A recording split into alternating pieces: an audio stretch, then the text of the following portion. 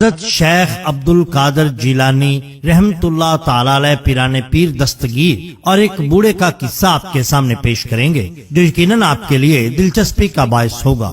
ناظرین کرام، کسی شاعر نے کیا خوب لکھا ہے، میں قادری ہوں شکر ہے رب قدیر کا، میں قادری ہوں شکر ہے رب قدیر کا، دامن میرے ہاتھ میں ہے پیران پیر کا۔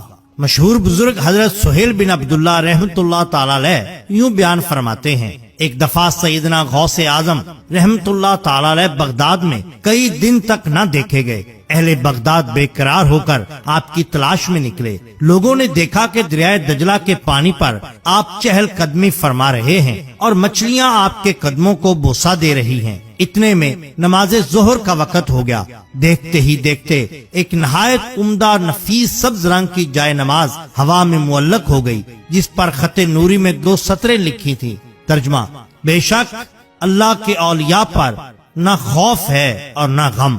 آپ جائے نماز پر کھڑے ہو گئے۔ اہل بغداد نے بھی کنارے پر صفیں باندھ لی۔ نماز کے بعد آپ نے بلند آواز میں دعا مانگی، الہی میں تیری بارگاہ میں حبیب پاک محمد مصطفیٰ صلی اللہ علیہ وآلہ وسلم کو وسیلہ بنا کر التجا کرتا ہوں کہ میرے مریدوں اور مریدوں کے مریدوں کی روح قبض نہ ہو جب تک کہ وہ اپنے گناہوں سے توبہ نہ کر لیں۔ اس وقت آپ کے جسم اقدس سے سبز رنگ کا نور نکل رہا تھا اور غیب سے ندا آ رہی تھی، اے بندے خوش ہو جا، ہم نے تیری دعا قبول کی۔ بالکل اسی طرح حضرت شیخ عبد القادر جیلانی پیران پیر دستگیر رحمت اللہ تعالی علیہ کے صاحبزادے حضرت شیخ عبد الرزاق رحمت اللہ تعالی علیہ ارشاد فرماتے ہیں کہ اس وقت تک میرے والد محترم حضور سید عبد القادر جیلانی رحمت اللہ تعالی علیہ نے حج کی سعادت حاصل نہ کی جب تک کہ آپ کی ولایت کے احکامات جاری نہ ہو گئے۔ فرماتے ہیں کہ ایک حج کے موقع پر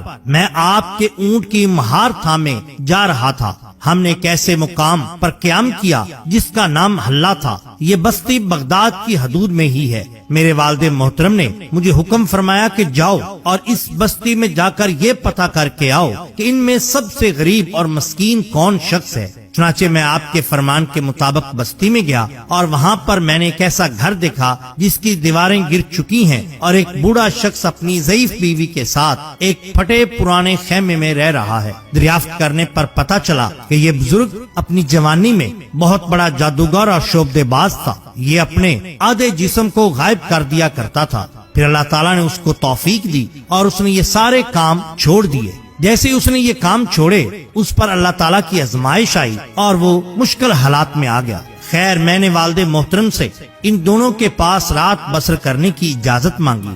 انہوں نے اجازت دے دی تو آپ نے اپنے تمام مریدوں اور ساتھیوں سمیت اس ٹوٹے پھوٹے گھر میں قیام فرمایا۔ اس قصبے کے تمام امراء اور مشائخ نے جب آمد کا سنا تو وہ تمام دوڑتے ہوئے آئے اور کہنے لگے کہ آپ ہمارے ہاں قیام فرمائیں، مگر آپ نے ان کی درخواست قبول نہ فرمائی۔ اس پر شہر کے سب لوگ اونٹ، بکریوں اور دیگر تحائف اس غریب بوڑھے کے گھر لے آئے۔ چنانچہ وہاں پر مال و دولت کے انبار لگ گئے۔ لوگ دور دراز سے آپ کی زیارت کرنے کے لیے آتے اور اپنے ساتھ بہت کچھ لاتے۔ آپ نے اپنے ساتھیوں سے فرمایا کہ میں ان تمام تحائف سے دستبردار ہوتا ہوں اور میرے ساتھی بھی یہ تمام چیزیں اس محتاج اور غریب مفلس میزبان کو بخش دیں گے۔ چنانچہ اس فیصلے کے بعد آپ نے سب کچھ وہیں پر چھوڑا اور سحری کے وقت وہاں سے روانگی اختیار کی۔ حضرت شیخ عبد الرزاق رحمت اللہ تعالی علیہ بیان فرماتے ہیں کہ میں 1 برس کے بعد اس قصبے سے گزرا تو میں نے دیکھا کہ اللہ تعالیٰ نے اس کے مال و دولت میں اس قدر برکت عطا فرمائی